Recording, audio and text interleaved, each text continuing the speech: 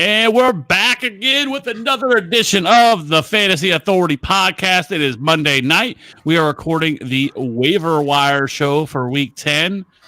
Week 9 was exciting. Side note, have you ever collapsed in a bathroom before? Has that ever happened to you? I mean, not while I was sober. I can probably say. So I'm gonna assume that you collapsed. I did Saturday. So Saturday night, funny story to start off the show. Make it quick. Saturday night went out with some friends, went and ate a little bit of food, had some beers. I really wasn't that much. I think it was like 8 beers. For me, that's I don't drink that often anymore, but it's not that much. I was not drunk. It's an appetizer. Yeah, and so we go to another place and we're getting some. I'm eating some more food, because I'm a fatty, and eating some wings. And all of a sudden, I'm like, man, I'm starting to feel sick. I'm going to throw up. So I haul ass to the bathroom, right? And I'm standing there. I got I'm kind of propping myself up on the sink and everything. And I'm like, I feel like I'm about to sick. And that's the last thing I remember. I wake up and my legs are pinned under me because I collapse, right? And I'm very dizzy and disoriented, not really know what's going on. My mouth and my jaw is really sore. And I look at my phone. I'm like, I've been out for 5 minutes because people are texting me where are you? What's going on? And so yeah, and so I end up getting up and barely able to get up. I'm struggling to get up. I finally am able to get up. I walk out there. I'm covered in sweat, and they're like, "What happened? What is wrong with you?" And I'm like, I just collapsed in the bathroom. And they're like, "Are you serious?" I'm like, "Yeah." And I was like, they're like, do you want to go to the hospital? And, and, and I'm like, no, I think I'm okay now. They're like, what do you mean? You just collapsed and passed out in the bathroom for over 5 minutes. Yeah, man, the old collapse and rally. Everyone knows that.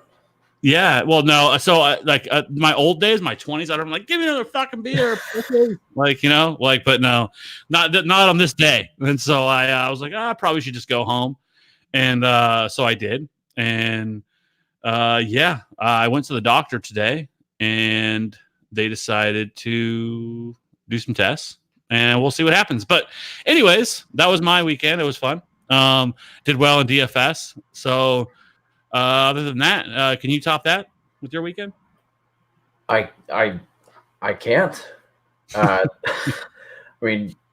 feel bad saying I spent my weekend sick because I didn't collapse, but little sick over the weekend.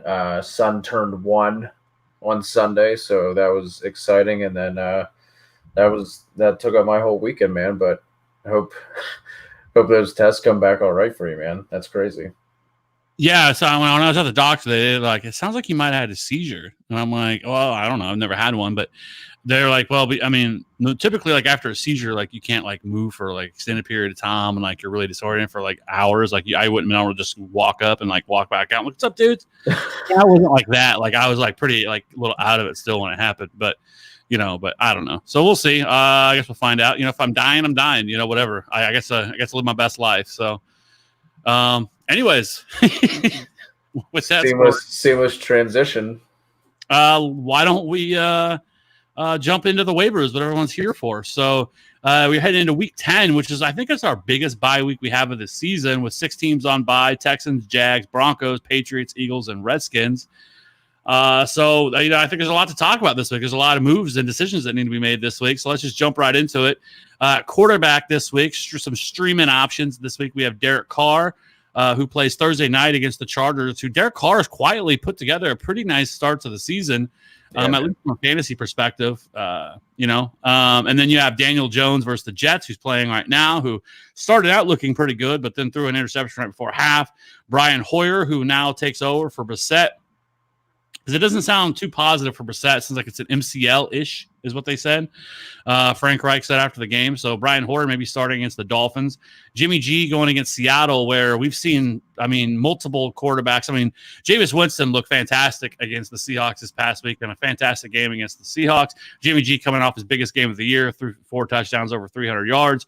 Sam Darnold, I don't know how much longer we can hold on to this with Sam Darnold talking about wanting to play him, and then Ryan Tannehill going against Kansas City with possibly Patrick Mahomes being back. So for you, if you had to pick up a starter this week, if you're a Tom Brady, Carson Wentz owner, Deshaun Watson owner, maybe a Gardner Minshew, who are you adding this week? My top option out of the ones you just rattled off would be Jimmy G, but he is 66% owned. So of the other options, I think we have to look at Derek Carr, man. I think he's had over 20 fantasy points in each of his last 3 starts. The Chargers defense, I mean, they've shown chinks in their armor. So I'm not afraid of that matchup. For someone who's lower owned, Ryan Tannehill has been putting together some good performances in his couple of starts going up against KC. So you got to figure that. Yeah, I mean, even if Mahomes doesn't come back, you got to figure there's going to be some playing from behind for them. So who would you be looking at out of these guys? Does anyone really get you excited out of here? Is Derek Carr the way that you would go as well? Yeah, I think he's intriguing. Daniel Jones is also interesting against the Jets because the Jets they're just so banged up. They're missing so many pieces. I mean, the Dolphins finally get a win against the Jets, which really makes me sad because I was hoping we were going to see Miami versus the Bengals, a matchup of teams with no wins here in a few weeks, but we are not going to be getting that. That's a wonderful matchup that would have been that. So, but Daniel Jones, we see it tonight. If you're watching Monday Night Football, he is athletic. He can use his legs. So anytime you can get a quarterback that can at least, even if it's 20, 30 yards on the ground, that extra points really makes a difference. Especially in leagues where they're like 4-point touchdown leagues, stuff like that. So like Daniel Jones is super interesting. Like the thing that scares me about Derek Carr is, this Chargers defense we saw last week. I mean, it still has pretty solid pieces along that defense, and they just shut down the Packers. So I don't want to go too much, think of it as recency bias, but that Chargers defense is scary. If they're able to get pressure on Derek Carr, like Derek Carr becomes a different player, once he's really pressured a lot. So I think that one is a little scary for me. So I think Daniel Jones probably makes the most sense in terms of just matchup and everything else. Like I said, I would love to play Sam Darnold, but we've been saying this now for how many weeks, and he only gets the matchup and just shits the bed against the Dolphins. But so is fantasy football. When everybody finally jumps off a bandwagon is whenever it all of a sudden takes off. So I mean, if you absolutely were desperate and you had to pick up one, like I think you could go Sam Darnold, though I think Brian Hoyer might actually be a better option at this point, which is sad to say. We've seen Brian Hoyer in stints, with other teams, with the Texans and things like that, to be able to be at least serviceable at times, depending on, as long as he doesn't go out and throw 4 interceptions. So, and Ryan Tannehill is always an option. But I don't know. I will say this Kansas City pass defense has quietly been pretty damn good. Like their problem has been on the ground. It really hasn't been through the air. They've done a pretty good job at limiting opposing passers against them. And this is not really a defense you necessarily want to target, at least through the air. So, and especially one like the Titans have. So I don't know. Like I think that one is pretty risky. You can go there if you want, but I just think if I absolutely had to, I'd probably go Hoyer or Daniel Jones, and then. Like I said, if Derek Carr is out there, like he's certainly an option. And then if you're feeling really risky, Sam Darnold. But I don't know. That team just looked completely lost. So, and with that, I guess, it's a good time to probably jump over to the running back position because speaking of the Jets, Le'Veon Bell today went and got an MRI, kind of came out of nowhere, though I guess he reported today that he had a knee issue. And I don't know, maybe he just doesn't feel like playing the rest of this year. And it wouldn't surprise me. Like, I don't think it's really out of the realm of possibility. I know it's just speculation at this point because I don't think they've really announced it yet. But I wouldn't be surprised if they did put him on IR, even if it's something minor. They spent a lot of money on him. They're not going anywhere. Maybe now they tank to get a higher draft pick. So, so with that, I think that he's certainly an option. To go over some of the other ones, Ronald Jones this week finally got an extended look, and Bruce Arians came out and said he earned the role. He looked like the most explosive running back, and that he did against Seattle. So I think Ronald Jones is an interesting pickup, especially against the Cardinals this week, who are not great against the run. But Ronald Jones is only owned in 39% of Yahoo leagues, and then the other one. is, like the Bilal Powell, Ty Montgomery situation. I think Ty Montgomery would probably be the running back to own, with Bilal Powell being maybe a little bit more of a PPR back. I think both of these guys will probably split the backfield. And then from there, Mark Walton today, we got news that he is suspended for the next 4 weeks. So Kalen Ballage now is the back there. He probably gets the 3-down role.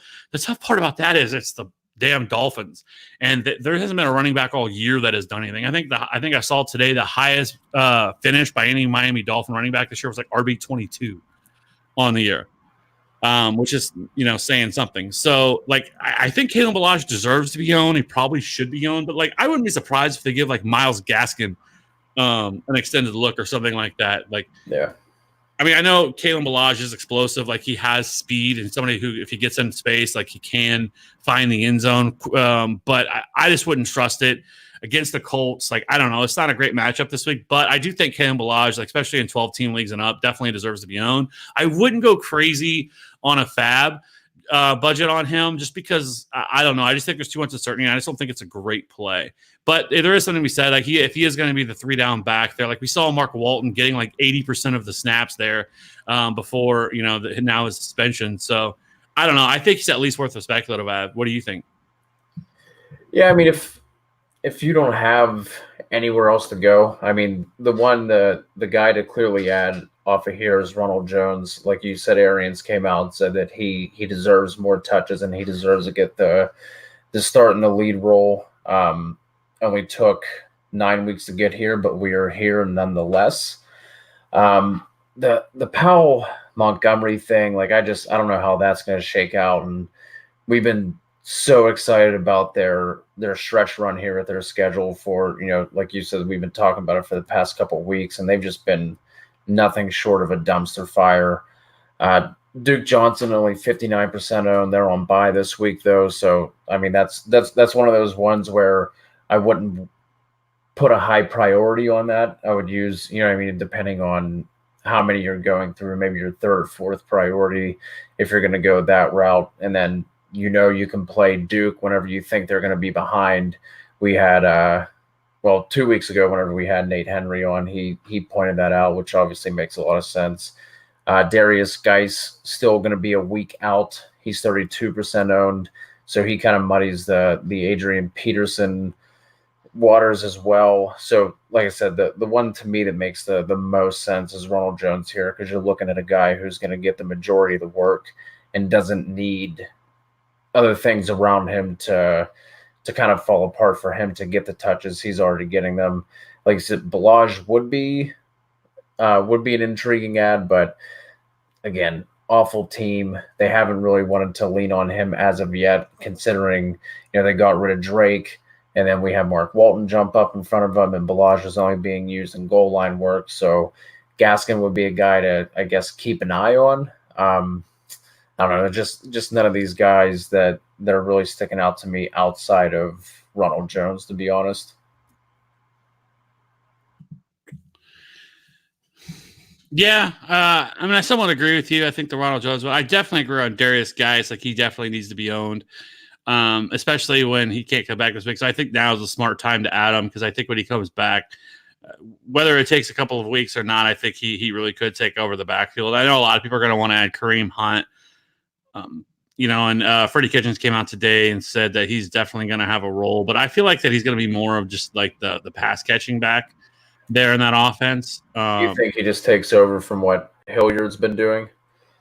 Yeah, I just can't imagine a scenario where, I mean, it's not like Nick Chubb has done anything to lose that job. It's certainly not his fault that the way things have gone there. He's probably been their one bright spot, to be honest with you, on that offensive side of the football. So I just don't see it. But I mean, if you want to add Kareem Hunt in the event something were to happen, like, yeah, sure. But I mean, he's like right there on that borderline at 59%. I'm sure in most leagues he's already been added, but he is available in some. So I think he's worth mentioning.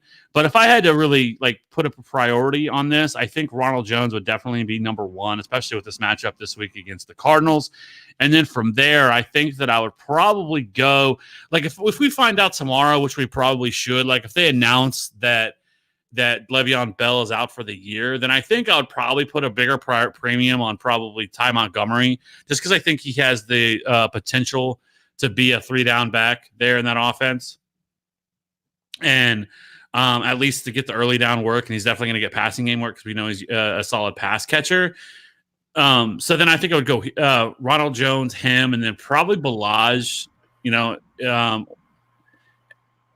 me rephrase that. It would be Ronald Jones, Darius Geis, and then Ty Montgomery, Balaj, and then if Kareem Hunt's out there. But and then like we keep talking about it, but it deserves to be mentioned. A lot of these guys are still pretty available, and it seems that fantasy owners wait until these things happen with injuries versus being having some foresight here. But we're not that far away from the playoffs. So Darrell Henderson, Alexander Madison, Tony Pollard, Darrell Williams, Rashad Penny, like all these guys should be owned and higher. I'm like most of them are in the 20s to 30% owned, and that's not the way it should be, especially now.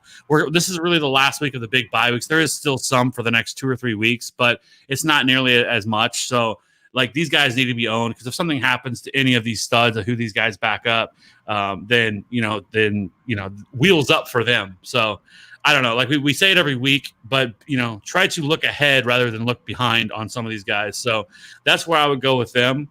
So let's go ahead and just jump over to the wide receivers. This week isn't, I don't think, as sexy in terms of like players that I think can make a big impact right away. But I do think it's worth mentioning Zach Pascal, who had a pretty solid game this past week. I think I know he had a touchdown, 5 catches. I want to say 70 or 80 yards, something like that. But he was pretty solid. And with T.Y. Hilton out, now they lost Paris Campbell. They're just really hurting at wide receiver right now. So I think Zach Pascal is certainly somebody who deserves to be owned in more leagues. And, I think that he's at least a decent wide receiver 4 right now at the very least. They get it. Like I said, they do get that solid matchup against the Dolphins this week. So that is certainly a way you can look. And then, one that we were going to talk about was Preston Williams, but now he's out for the year with a torn ACL. So I do think that does open up, especially with Ryan Fitzpatrick continuing to start. Like Ryan Fitzpatrick, at least the last couple of weeks, at least looks somewhat serviceable. And so I definitely think Devontae Parker, who's kind of quietly flown under the radar, I think is somebody you could add. And then, I think this kind of opens up Albert Wilson a little bit more, maybe gives him some more run. But again, this is the Dolphins. It's not something that really ultimately excites me. If Josh Gordon is somehow available, who now is on Seattle, but I think that's kind of a muddled mess a little bit, but he just gets to play with one of the most efficient quarterbacks we've ever seen and Russell Wilson. So Josh Gordon owned in 59% of Yahoo leagues. And then, there's some other guys who are just kind of flyers, but is there anybody that you're really excited about? I never thought I'd say it, but I guess it's time for Devontae Parker to really show out here. Like you said, Fitzpatrick has a lot to do with that, and just his YOLO mentality. Chris Conley, I will always talk about, even though I'm not sure whenever DD is going to be coming back. So obviously that'll bring him down a little bit. Alan Lazard still out there, and he seems to still be involved in that offense, even with Devontae Adams coming back into the fold. So I think, if you're looking a little further down the list and lower ownership, Lazard is still out there. Zach Pascal, you already mentioned it, but even when TY comes back, like I don't think it's going to affect him all that much. He's still going to be involved because they need that outside threat, and they do have a pretty nice schedule coming up. Obviously Miami this week, like you mentioned, and they get Jacksonville, Houston, Tennessee, Tampa Bay, New Orleans, and they finish out week 16 with Carolina. So are there any lower owned guys or anybody that we haven't touched on yet that you would be excited about out of these guys? I mean, I think if like Mitchell Trubisky wasn't a dumpster fire, like guys like Anthony Miller and Taylor Gabriel certainly would be interesting, but my goodness, like I don't know what happened to them. What happened? I mean, not that Trubisky was great last year, but like he wasn't this bad. Like I don't know if it's like he's just lost all confidence in himself, and they need to try to do something just to gain that back for him because like he just looks lost out there right now. I mean, he's definitely the worst quarterback. And like, you have to wonder, like, would it have been smart to just stick with Chase Daniel? And Chase Daniel's not a good quarterback, but like Taylor Gabriel, I think will have some weeks just because of his explosiveness and downfield threat. Deontay Johnson came off a bad week after that great Monday night showing. I think he carries some upside depending on matchup. McCole Hardman with Patrick Mahomes back, but like a lot of these guys are just going to be really hard to predict because Right. because they're just kind of like boom or bust type guys. And I don't know if there's ever going to be a time where you're like, oh yeah, I definitely want to start him this week without injury. But I do think like a Chris Conley and even like a Keelan Cole this week went out and had 5 for 80 and a touchdown. But I think that had more to do with the fact that D.D. Westbrook was out. And then after that, like I think Cole Beasley in PPR leagues and Hunter Renfrow is another one. Renfro's had two solid weeks back to back, so he's really kind of that slot PPR type guy, pretty similar to Cole Beasley, something like that. So again, if you're kind of desperate, but I mean, I don't know. Like I could see Hunter Renfrow especially this week because he is going to be playing in the slot, and I think they tried to. Casey Hayward probably locking up with Taylor Gabriel that maybe he gets a little bit more looks this week against the Chargers. But I don't know. I don't feel fantastic about it. But, yeah, I think that's pretty much it. Like, there's not a ton at wide receiver this week. Like, there's nobody that just, like, stands out like, oh, man, you have to go out and get this guy this week. So let's just jump over to tight end. And this was a little bit more provided a little more goodness, if you will. Noah Fant finally had a big breakout game. And we kind of talked about this, and I know we talked about it on the DFS pod as well, but with Noah Fant, with Brandon Allen now in there, and like a rookie quarterbacks tend to kind of lean on the tight end, despite the fact that he's a rookie tight end. But, Noah Fant is explosive, and we saw it this week where he ripped off a 75-yard touchdown. And, it was a pretty solid game, though, for Brandon. Like, I think he played better than I was expecting from him. But, Noah Fant, 115 and a touchdown. So I think that is at least encouraging for them. I will say that tough with that they are on bye. So, I'm not a lot of people like to, carry 2 tight ends. And so like, I don't know. It depends on where you stand, I think, with roster construction and stuff like that and bench space. But Mike Gesicki had a big game, 6 for 95. Jacob Hollister, again, another guy that we did talk about on the DFS show, but went out and was a recommended play by Matt Dickinson and went out and scored 2 touchdowns this past week for the Seahawks. He is their pass-catching tight end. Does carry some athleticism, and when you get paired with Russell Wilson, like good things can happen. So, other than that, I think like Gerald Everett, Chris Herndon, which we've been talking about Chris Herndon for I think all year to add, and again he was active this week. Like we're making like very small incremental steps with him. It's like okay, he's getting closer. Now this week he was active, but he just never stepped foot on the field. So maybe next week he might actually be out there and run a route. Yeah, he might get a snap or two. That'll be something very exciting that we'll all be paying attention to. The tight end is just it's gross to begin with. The thing that's really exciting about Noah Fant, like you said, they do have the bye week this week, so that kind of sucks for him and for people that might be needing some tight end help. But Noah Fant actually had an ADOT over 2 yards this week, so I mean that was really exciting to see. Over the I think his ADOT last week was like 1.8 or something, so that was obviously good to see. I think it went all the way up to like 11, I believe, this week. Outside of that, like Gesicki, hopefully this is the beginning of him getting some more run. He obviously had the combine that basically broke the combine for tight ends between him and Fant. Gerald Everett, obviously, he was getting involved in that offense a little bit more. And then if you like, when you're looking at streaming tight end, we've been saying it all year, you're basically just crossing your fingers and hoping for that touchdown. So Dallas Goedert is always a good bet to get you a tut on any given week. So. Yeah, I do think he's somebody that at least can, in the world of tight ends, if I guess somebody even gets you a touchdown, you're fucking thrilled by it. So, right, like this weekend, the Scott Fish Bowl, I needed a tight end with Austin Hooper on bye, and I picked up Fells, and that's literally all he got me was that one catch for the touchdown. I was like, all right, hell yeah, 8 points, here we go. I hear that. I was upset. I'm an Austin Hooper owner and had to stream this week and picked up Jonnu Smith and got me a big old 3.9. So I was like, fuck you, Jonnu. Fuck you.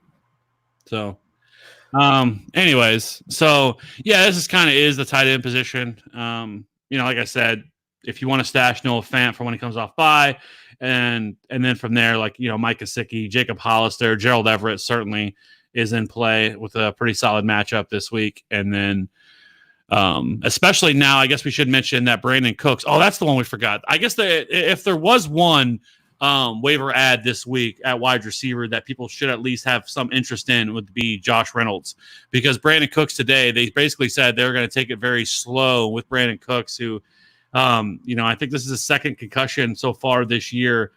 And I think that's something to monitor. And it sounds like they said that he has no timetable to return. And so I think Josh Reynolds, who had a big game in his absence, I do think that he's somebody, if people did not go out and add, which he is still readily available, that definitely should be added now coming off by. Now we know that Brandon Cooks will not play this week, or likely will not play this week with everything they've said. So I wouldn't be surprised if he's out for multiple weeks. So, the Gerald Everetts and the Josh Reynolds are certainly is a way you can go to, at both those positions with that. Yeah, for sure. That's a good call on the Josh Reynolds pickup. And then just two other tight ends just to add on here real quick at the end. Jared Cook, he did miss that last game, week 8, before they had their bye, but he should be back, I would think. He gets Atlanta, and then, he's so hard to trust, but the matchup is there at least. OJ Howard gets Arizona, so. No, I like that too. Those are good calls. So, anyways, I think that is about it. If you have any questions, be sure to hit us up in the old Slack chat where you can jump in and ask any questions that you want. And we will be back again here in a couple of days to discuss the next, I don't know we're going to get you ready for the fantasy playoffs this week in the TFA podcast because we're only about 3 or 4 weeks away. So that should be exciting. So we'll be back with Nate and Ryan and old hashtag Hedge Life. But again, you can find us on Twitter at FantasyWrath13, and then you could find Cody Kutzer at CKutzerFF. And when are you should just change it actually to at CKutzler Hedge Life. Oh, that's probably too long though, isn't it? Maybe I can just do Hedge Life, but do 2 Fs to keep the FF in there. Yeah. So, and if I don't make it, if I die between now and then as well with that story, it was good. I enjoyed it. I don't know. Maybe I should just pass on my Twitter account to somebody else to keep it going, because the hashtag brand is strong on the Twitter account. So, that's worth some money. At least a couple mil, I think. Has to be, man. Did you get the 10K yet? No, we're not. Why are we talking about that? Let's not talk about that yet. But hey, if you can get me there before I die, it's like my wish. If you can get me to 10K before I kick the bucket, that would be fantastic. The Fantasy Wrath Make-A-Wish. Doesn't want to meet anybody. Doesn't want to go to like Kansas City to meet Pat Mahomes. He just wants that 10K on the follower numbers, and he's straight. Just give me that K. Yeah, I want that K life. So anyways, all right. So we will talk to you guys again in a couple of days. We will be back. And again, hit us up on Twitter to get in that Slack channel. All right. You guys have a great night, and let's dominate week 10. Peace out.